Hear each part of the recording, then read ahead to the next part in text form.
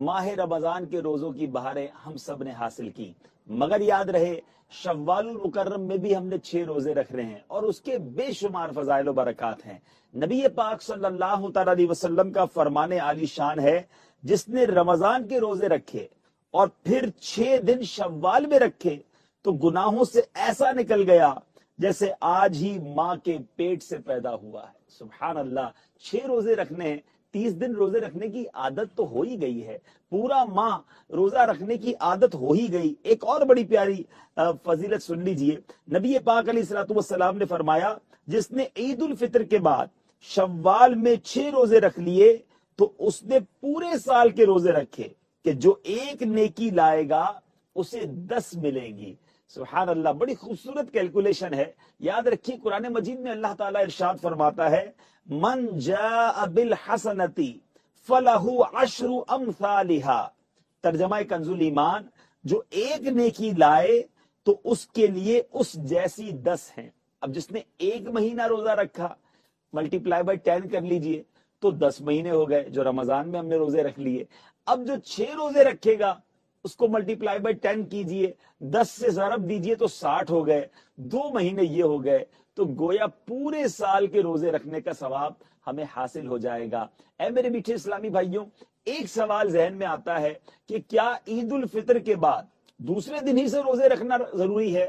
بہتر یہ ہے کہ روزے متفرق یعنی ناغا کر کے رکھے جائیں اور عید کے بعد لگاتار 6 دن ایک ساتھ رکھ لیے، جب بھی حرج نہیں۔ یعنی عید کے بعد دوسرے دن سے کسی نے 6 رکھ لیے تو بھی ٹھیک ہے، ناغا کر کے رکھے یہ بہتر ہے۔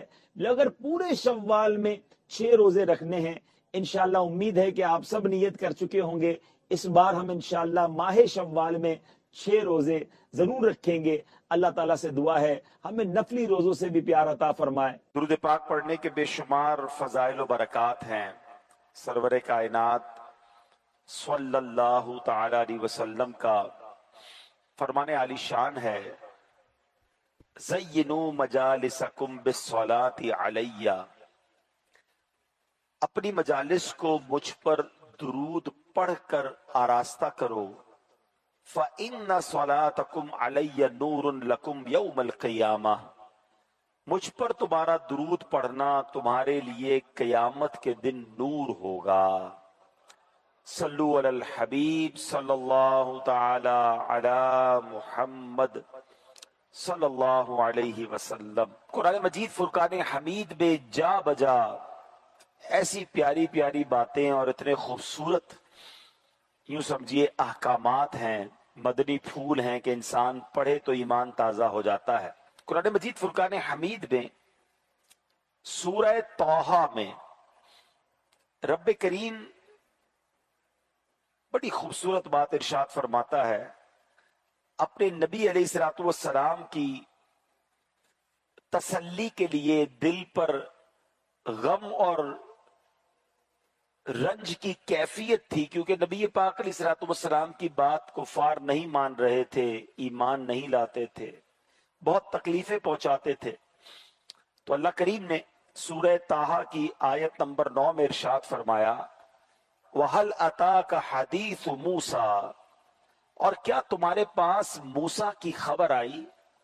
اس کی تفسیر میں علماء نے لکھا کہ پیارے آقا علیہ الصلوۃ والسلام کو یہ یاد دلایا جا رہا ہے کہ آپ کو جو تکلیفیں پہنچ رہی ہیں، حضرت موسیٰ بھی کلیم اللہ تھے، انہیں بھی اب اللہ کی راہ میں بڑی تکلیفیں اٹھانا پڑی۔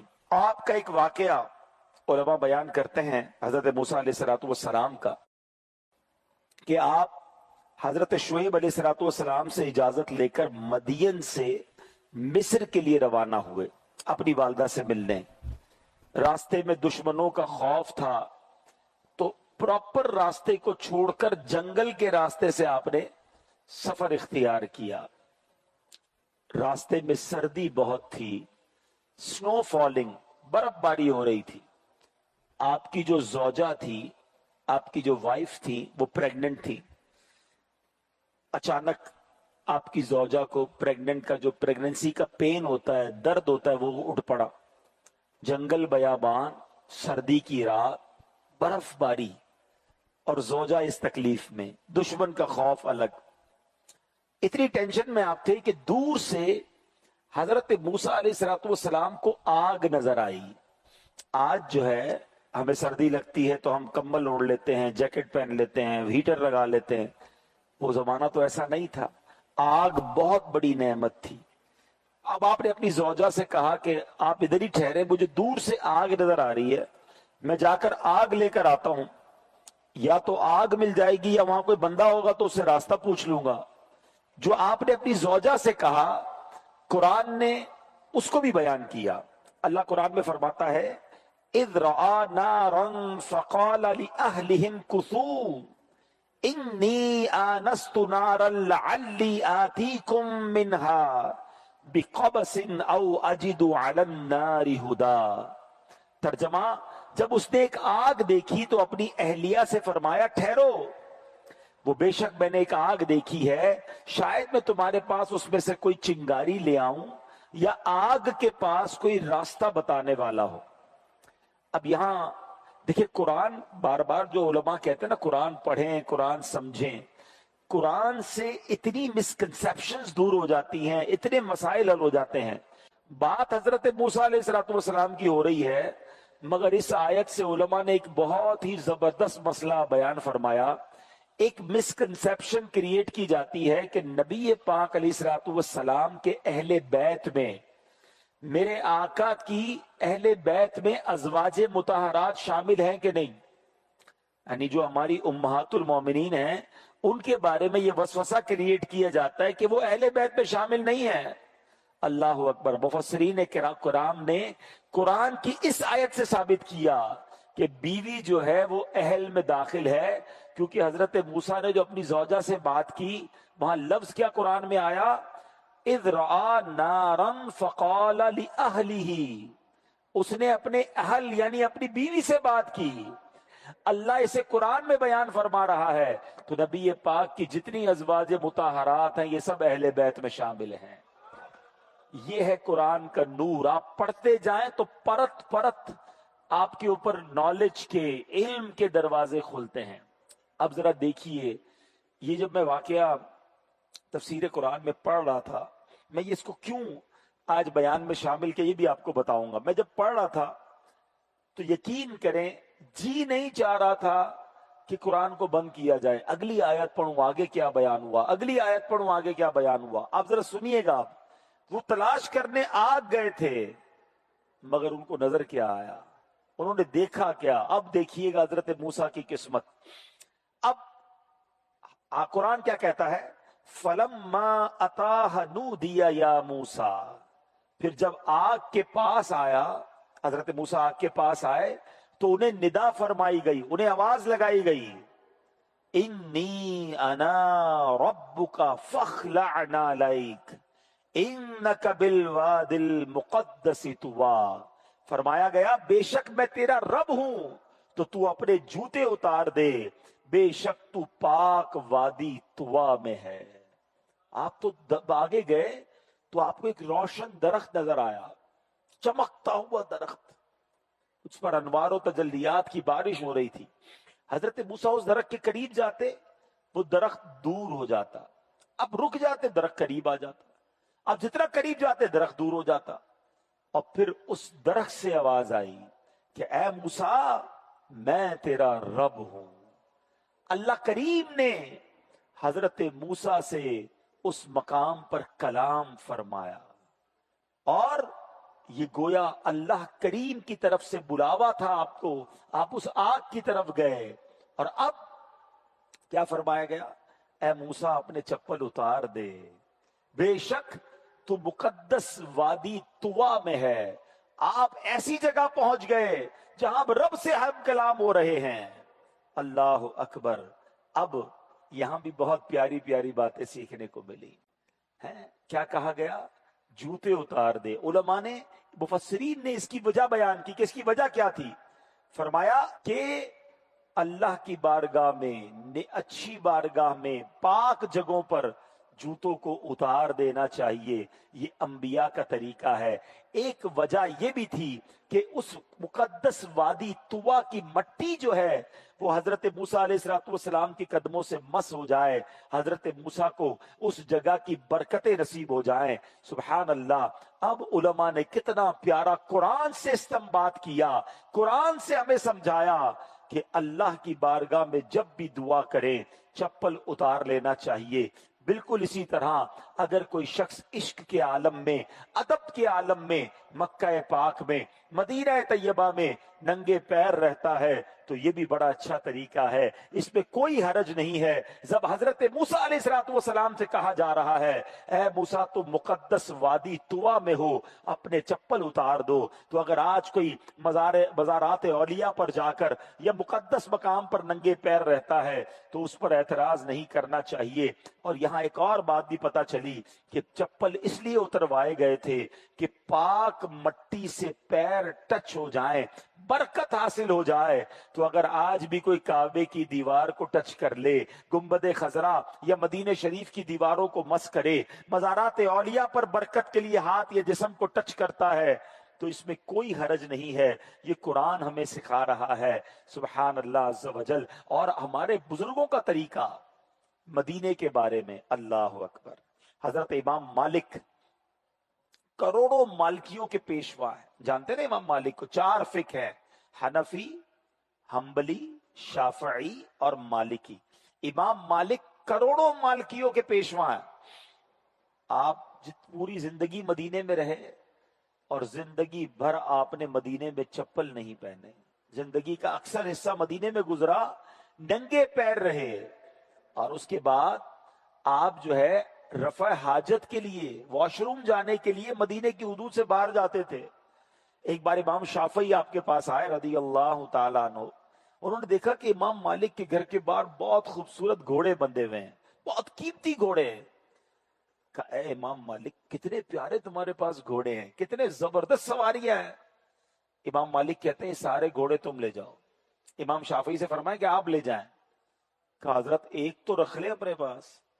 का मसला ये है, मेरा दिल गवारा नहीं करता कि उस जमीन पर मैं घोड़े पर सवारी करूं और मेरा घोड़ा अपने खुरों से उस जमीन को रौंदे जिस जमीन के अंदर मेरे आका अलैहिस्सलाम रब के हबीब आराम फरमा है। अब यहां मैं एक और नुक्ता पेश कर दूं।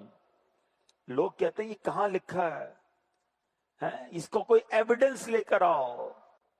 बहुत सारी किताबें दिलों में लिखी होती हैं, बहुत सारी बातें दिलों में होती हैं। ये कौन सी किताब में लिखा था कि इमाम मालिक नंगे पैर मदीने में रहें? ये कहां लिखा है कि इमाम मालिक घोड़े पर सवारी ना करें? अरे इश्क के दस्तूर निराले होते हैं। बड़ी प्यारी बात आशिक कहते हैं ना, अरे नबी पाक से इश्क करना ये हमारे नसीबों में लिखा है।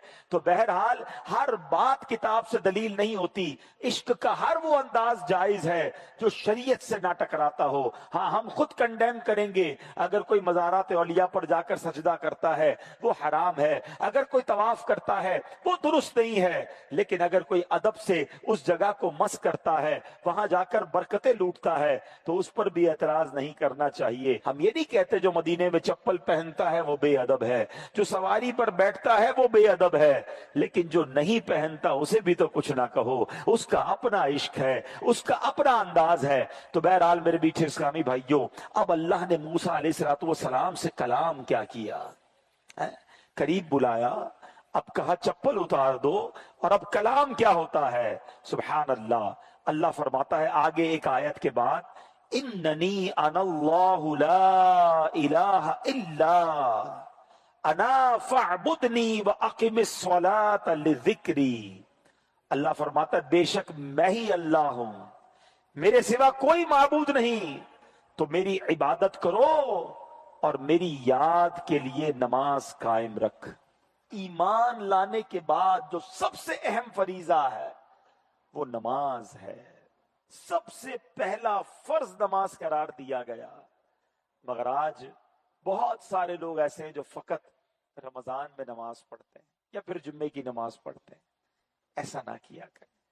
ये जो लोग मस्जिद में नहीं आते ना, जुम्मे को आते हैं, कहते हैं मैं तो सिर्फ जुम्मे को जाता हूं। अरे तुम्हारी क्या औकात, کہ تم یہ کہو کہ میں نہیں آتا، تمہیں بلایا نہیں جاتا. جو مسجد میں نہیں آتا نا وہ توبہ کرے کہ اسے اللہ اپنے گھر میں نہیں بلا رہا.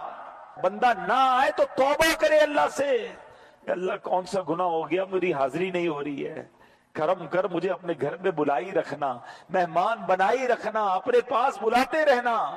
اور سنو، جب کریم بلاتا ہے نا تو خالی نہیں لوٹاتا. ہاں، جب گھر بلاتا ہے تو جھولی بھر کر لوٹاتا ہے. تو مسجد کو چھوڑ کے مت چلے جانا. رمضان کے بعد مسجد کے اندر ایسے لگ رہا ہوتا ہے کہ مچھلی پانی کے باہر ہے، بے چین بے کل، سب سے آخر میں آنا ہے. ادھر امام صاحب نے سلام پھیرا، ادھر جانا شروع. دعا مانگنے کا بھی ٹائم نہیں ہے. امام صاحب 2 منٹ نماز لیٹ کر دے تو امام صاحب کو پکڑ لیتے لوگ، بھائی کیا ہو گیا حضرت، 2 منٹ لیٹ کر دی آپ نے، دعا 1 منٹ لمبی کرا دی. یہی 2 منٹ لیٹ کرنے کی شکایت کرنے والا بار پان کی دکان پہ آدھا گھنٹہ کھڑا رہ جائے گا. موبائل فون کھولے گا تو سمجھ نہیں آئے گا 2 گھنٹے نکل جائیں گے. اللہ کے گھر میں 1-2 منٹ زیادہ نکلتے تو ٹینشن شروع ہو جاتی ہے. پوچھو اپنے دل سے، کیوں مسجد پہ قرار نہیں آ رہا؟ اب آپ نے ثابت کرنا ہے. ہاں، یہ شیطان ہے جو مسجد سے کھینچ کے لے جائے گا. اب مقابلہ شروع ہو گیا ہے، کاؤنٹ ڈاؤن شروع ہو گیا ہے. تیار ہو جاؤ کہ اے شیطان، تجھے جو کرنا ہے کر لے، ہم مسجد سے دور نہیں ہوں گے انشاءاللہ. ہم روز اللہ کے گھر میں حاضری دیں گے، ہم روزانہ نماز پابندی سے پڑھیں گے انشاءاللہ. تو اللہ نے قرآن میں حضرت موسیٰ سے فرمایا، اپنی عبادت کرنے کے حکم کے بعد، یعنی ایمان کے بعد اگلا جو پہلا فرض بیان فرمایا، جو بات بیان فرمائی، وہ نماز فرمائی. اچھا، پھر آگے جو اگلا جملہ علماء فرماتے ہیں کہ اللہ نے جو فرمایا نا، وَأَقِمِ الصَّلَاةَ لِذِكْرِي، نماز پڑھو میرے ذکر کے لیے. اب یہاں بھی بڑی کمال کی بات علماء فرماتے ہیں کہ یہاں یہ جو جملہ ہے نا ذکری، اس میں یہ بتایا گیا کہ لوگوں کو دکھانے کے لیے نہیں. ہاں، نماز پڑھنی ہے اللہ کے لیے. یہاں یہ بھی بڑا مسئلہ ہے. پہلے تو شیطان کرنے نہیں دیتا ہمیں نیکی، کر لیں تو بچانے نہیں دیتا. اب دکھلاوا، بناوٹ. یاد رکھیے گا، ایک حدیث آپ سب کو یاد ہوگی، انما الاعمال بالنیات. یاد ہے نا؟ اعمال کا دار و مدار نیتوں پر ہے. آپ کو پتہ ہے یہ نیت کتنی خطرناک چیز ہے، اچھی بھی ہے اور خطرناک کیسی ہے. 2 بندے ساتھ نماز پڑھ رہے ہیں، کاندھے سے کاندھا ملا ہوا ہے. ایک کی نماز اسے جنت میں لے جا رہی ہے اور برابر والے کی نماز اسے دوزخ میں لے جا رہی ہے. نماز ہی دوزخ میں لے جا رہی ہے. یہ کیسے پاسبل ہے؟ یہی فرق ہے نیت کا. Good intention and bad intention. اچھی نیت اور بری نیت. اچھی نیت کیا ہے؟ اللہ کا حکم ہے اس لیے نماز پڑھ رہا ہوں، میرے مالک کی بندگی کر رہا ہوں، اللہ کی رضا کے لیے پڑھ رہا ہوں، مجھ پر فرض ہے اس لیے پڑھ رہا ہوں. انشاءاللہ ان نیتوں کے ساتھ جو نماز پڑھ رہا ہے وہ نماز اسے جنت پہ لے جا رہی ہے. کوئی اس لیے پڑھ رہا ہے کہ یار وہ فلاں حاجی صاحب دیکھ رہے ہیں، ذرا دیکھیں گے تو بعد میں مجھے کہیں گے کہ یار پکا نمازی ہے، تھوڑا سا قرضہ مل جائے گا، تھوڑی مدد مل جائے گی. ہیں کچھ لوگ ہوتے ہیں جو گھر میں نماز پڑھیں تو اتنی اسپیڈ میں پڑھیں کہ بندہ گن نہیں سکتا رکعتیں ان کی. دھڑا دھڑ 2-4 منٹ میں تو ساری نماز پوری ہو جاتی ہے. اور مسجد میں آئے تو لمبی لمبی نماز، سب کے سامنے لمبی نماز، اکیلے میں شارٹ. دل سے پوچھو کہ یہاں جو آ کر نماز لمبی ہو گئی، دعا لمبی ہو گئی، سجدے لمبے ہو گئے، تلاوت لمبی ہو گئی، اگر اس میں یہ نیت شامل ہے کہ لوگوں کو پتا چلے کہ ماں بدولت کتنے بڑے نمازی ہیں، یہاں صلاۃ التسبیح نہیں چھوڑنی، گھر میں نفل نہیں پڑھنے.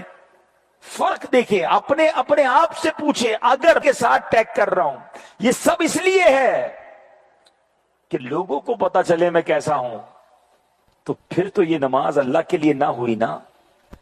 اس کو ریاکاری کو انگریزی میں کہا جاتا ہے آسٹنٹیشن، بناوٹ، دکھلاوا. اس کے بارے میں علماء نے یہاں تک لکھا کہ یہ شرک اصغر ہے. شرک اصغر کا مطلب یعنی چھوٹا شرک ہے. اس کی وجہ کیا ہے کہ جب بندہ اللہ کی عبادت کسی اور کو دکھانے کے لیے کرے، واہ واہ کے لیے کرے، تو یہ اللہ کے لیے تو نہ ہوئی نا. تو یہ غور کرنا ہے، اپنی نیکیوں کو بچانا ہے. آج بہت برا حال ہے، صدقہ دیتے تو سب کو بتاتے ہیں، نماز پڑھیں تو سب کو بتاتے ہیں. بہت ساری ایسی چیزیں ہیں، بہت ساری ایسی عبادتیں ہیں. میں ایک بلکہ سوال کر لیتا ہوں، چلیں سب سے چیک کریں اپنی زندگی میں ایسی کتنی نیکیاں ہیں ہمارے پاس جو میں جانوں اور میرا رب جانے. سوال کرو اپنے آپ سے, اکیلے میں بیٹھ کے چیک کرنا, پوری زندگی کو چیک کر لو. کوئی ایک نیکی ہے, کوئی دو نیکیاں ہیں, کوئی 10 نیکیاں ہیں جو کسی کو نہیں پتا دنیا میں, بس میں جانوں اور رب جانے. ہمیں تو نیکی کرنے کے بعد پیٹ میں درد شروع ہو جاتا ہے, یار کسی طرح بتاؤں تو صحیح میں نے آج کتنے درود پڑھے ہیں. کہ کچھ نہیں تو تسبیح کا رخ ادھر کر دیں گے تاکہ نظر پڑ جائے کہ بھائی 5200 بار درود پاک ہو گیا ہے حضرت کا. ارے ماشاءاللہ ماشاءاللہ. خود سوچیں اپنے دل سے, یعنی ہم اکیلے میں بھی کوئی نیکی کرے نا تو جی چاہتا ہے کسی طرح بتائے. اب مثال کے طور پہ کسی نے تہجد کی نماز پڑھی ہے, اب جب سے پڑھی ہے جب سے ٹینشن ہے, یار دیکھا ہی نہیں کسی نے, میں تو اکیلا پڑھ کے آیا ہوں, اب بتاؤں کیسے؟ کوئی تو طریقہ ڈھونڈو جس سے سامنے والے کو پتا چل جائے کہ میں نے تہجد پڑھی ہے. تب کبھی کبھی کیا بہانہ کرتے ہیں لوگ, یار آج بہت تھکا ہوا ہوں. اچھا خیریت تو ہے, کیوں تھکے ہوئے؟ بس وہ تہجد سے اٹھ گیا تھا نا. اچھا ماشاءاللہ آپ تہجد بھی پڑھتے ہیں؟ بس اس نے یہ کہا آپ تہجد پڑھتے ہیں, ادھر دل میں ٹھنڈک پہ گئی. وہ پنجابی میں کہتے دل وچ ٹھار پہ گئی. وہ واٹس ایپ پہ نہیں ہوتا, ہمارا میسج ریسیو ہوتا تو بلو ڈبل ٹک ہو جاتا ہے, تو ہم کو لگتا ہے میری تہجد اس کو ریسیوڈ ہو گئی ہے. بس انا للہ و انا الیہ راجعون. پتہ ہے اگر یہ نیت یہ تھی نا کہ اس کو تہجد پتا چل جائے تو اس کو ریسیوڈ ہو گئی, تمہاری ڈیلیٹ بھی ہو گئی. یہ سمجھو بات کو. علماء فرماتے ہیں کہ نیکیوں کو, اخلاص کی ڈیفینیشن یہ بیان کی کتابوں میں کہ نیکیوں کو اس طرح چھپائیں جیسے بندہ اپنے گناہوں کو چھپاتا ہے. بتائیے ہم چاہتے ہیں ہمارے گناہ کسی کو پتا چلے؟ نیکیوں تو ڈھونڈ ڈھونڈ کے بتائیں گے. ہم تو ملتے رہتے نا لوگوں سے, اب جہاں گئے بیٹھے بغیر کسی موضوع کے, حاجی صاحب شروع ہو گئے, الحمدللہ میں رجب شعبان رمضان 3 مہینے کے روزے رکھتا ہوں, اللہ نے بڑا کرم کیا ہے, تہجد کا بھی بڑا اہتمام ہوتا ہے, الحمدللہ 2005 سے ہر سال عمرے پہ جاتے ہیں, 2012 میں حج میں بھی کیا گیا تھا. وہ ہمارے علاقے میں جو مسجد بنی تھی اس کی چھت بھی ہم نے ڈلوائی ہے. بندہ بولے آئی صاحب کس نے پوچھا ہے آپ کیا کیا نیکیاں کرتے ہیں؟ 15 سال پرانی نیکیاں گنوا دی ساری 15 منٹ کے اندر. ارے آج صبح آپ نے جھوٹ بولا تھا یہ یاد ہے؟ آپ کو 10 سال پرانا حج یاد ہے؟ تھوڑی دیر پہلے موبائل اٹھایا تھا اور اس موبائل نے آپ کو ایک حرام کام کروا دیا, حرام دکھا دیا, وہ یاد ہے؟ اس کی توبہ کر لی. نیکیاں یاد ہیں اور گنوانی ہیں, بار بار گنوانی ہیں. ایسا نہ کرو, یہ شیطان کے وار کو سمجھو. قرآن کی یہ آیت ہمیں بتا رہی ہے کہ عبادت کرنی ہے اللہ کے لیے, مگر یہاں پہلے کہتے تھے نیکی کر دریا میں ڈال, اب نیکی کر فیس بک پہ ڈال.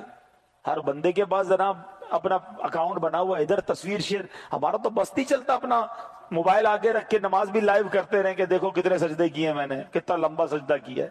کعبے کو پیٹ کر کے تصویریں کھنچوا رہے ہوتے ہیں. اب خود سوچیں. دیکھیں اچھا اب شیطان اتنا مردود ہے کہ جو میں یہ باتیں کر رہا ہوں نا, تو اس میں بھی شیطان ہمیں اپنے بارے میں نہیں سوچنے دے رہا ہوگا, ہمیں کوئی اور یاد آ رہا ہوگا. یہ مولانا صاحب بالکل صحیح کہہ رہے ہیں, وہ ہمارے حاجی صاحب ہے نا, جب بھی چندہ دیتے ہیں مسجد میں اعلان بھی کرواتے ہیں, تصویریں بھی لگاتے ہیں. ارے اللہ کے بندوں, میں کسی کے لیے نہیں کر رہا بیان, میں آپ کے لیے اور اپنے لیے کر رہا ہوں. لیفٹ رائٹ کسی کو نہیں دیکھو, کیونکہ ہمارے پاس we have no parameter to جج اینی بڈی. میں اور آپ کے پاس کوئی ایسا پیمانہ نہیں کہ ہم کسی اور کو جج کر لیں کہ دکھاوے کے لیے کر رہا ہے. وہ جانے, اس کا عمل جانے. انما الاعمال بالنیات, ابھی تو حدیث بیان کی ہے. ہو سکتا ہے کوئی اس لیے اعلان کرتا ہو کہ مجھے دیکھ کے باقی لوگ بھی چندہ دیں, مجھے دیکھ کر باقی لوگ بھی عبادت کریں. اس کی نیت اسے پتا ہے. اپنے دل سے پوچھو, میرے دل میں کیوں گھبراہٹ شروع ہو جاتی ہے, ٹینشن شروع ہو جاتی ہے کہ یار کسی طرح کسی بہانے سے بتاؤں تو صحیح میں نے کون سا عمل کیا ہے. پھر سوال پوچھو اپنے آپ سے, ایسی کتنی نیکیاں ہیں جو میں جانوں اور میرا رب جانے؟ اگر نہیں ہے, بالفرض جواب یہ آتا ہے کہ ایک بھی نہیں ہے, تو آج سے تو ایسی نیکیاں کرنا شروع کر دو نا کہ بس میں جانوں اور رب جانے. ایک بار فرشتوں میں ایک بحث شروع ہو گئی کہ اللہ کی سب سے طاقتور پاورفل مخلوق کون سی ہے. تو ایک فرشتے نے کہا کہ پہاڑ، ماؤنٹینز، پہاڑ تو اللہ نے زمین کو ساکت کرنے کے لیے، زمین کو مضبوط کرنے کے لیے میخوں کی طرح گاڑے ہیں نا، تو پہاڑ بڑے مضبوط ہیں۔ ایک فرشتے نے کہا نہیں، لوہا، لوہا تو پہاڑ کو بھی کاٹ دیتا۔ تیسرے نے کہا نہیں، آگ، آگ تو لوہے کو بھی پگھلا دیتی ہے۔ چوتھے نے کہا پانی، پانی تو آگ کو بھی بجھا دیتا ہے۔ اگلے نے کہا ہوا، ہوا تو پانی کو بھی بہا کے لے جاتی ہے۔ Confusion, debate. اب فرشتوں نے کہا اللہ سے ہی پوچھتے ہیں کہ یا اللہ تو ہی بتا دے، تیری سب سے پاورفل، طاقتور مخلوق کون سی ہے؟ سنو رب کی طرف سے کیا ارشاد ہوتا ہے۔ فرمایا میرا وہ بندہ جو دائیں ہاتھ سے صدقہ کرے اس کے بائیں ہاتھ کو پتہ نہ چلے، وہ میرا سب سے پاورفل بندہ ہے، وہ سب سے طاقتور مخلوق ہے۔